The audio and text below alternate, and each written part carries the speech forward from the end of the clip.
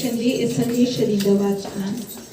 ಯೇಸು ಕ್ರಿಸ್ತನ ಜನನವು ಹೇಗಾಯಿತೆಂದರೆ, ಆತನ ತಾಯಿಯಾದ ಮರಿಯಳನ್ನು ಯೋಸೇಫನಿಗೆ ನಿಶ್ಚಯ ಮಾಡಿರಲಾಗಿ, ಅವರು ಕೂಡುವುದಕ್ಕಿಂತ ಮುಂಚೆ ಆಕೆಯು ಪವಿತ್ರಾತ್ಮನಿಂದ ಬಸರಾಗಿದ್ದದ್ದು ತಿಳಿದು ಬಂತು.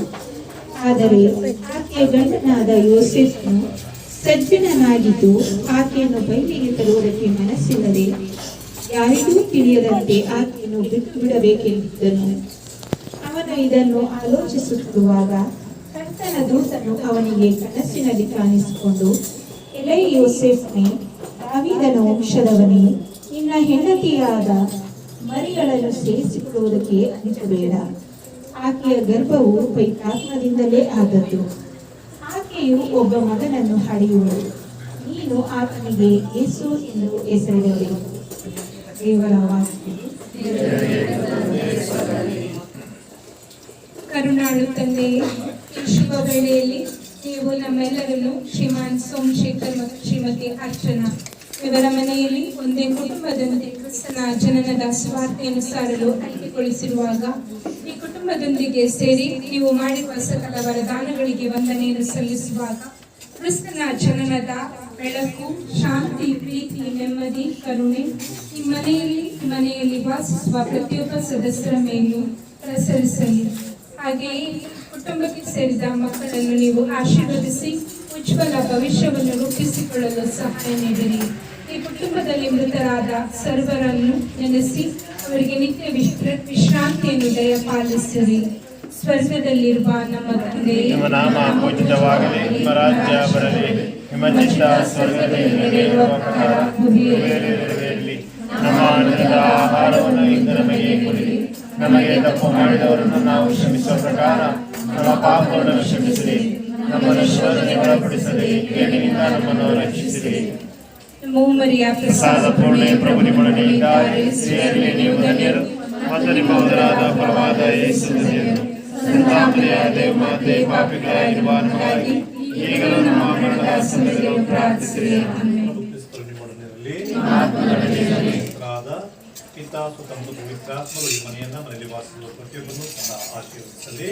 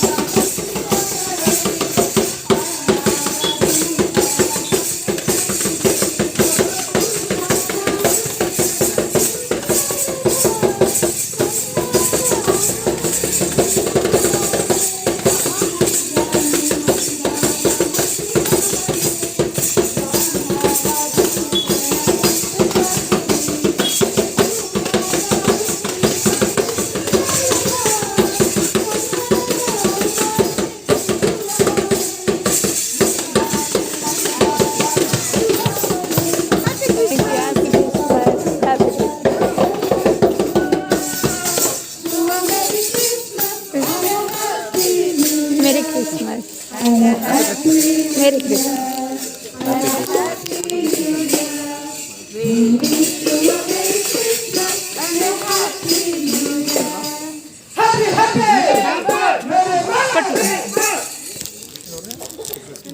Merry Christmas, Father.